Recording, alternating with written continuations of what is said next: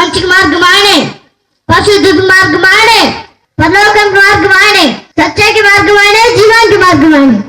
ఇక్కడ నుంచి మనం పరలోకం చేయాలంటే యేసు మార్గంలోనే నడవాలి. ఇక్కడ యేసు నేనే సత్యం అంటున్నాడు. అంటే ఏంటి? యేసే లోకరక్షకుడు అనే సత్యం. యేసు కాక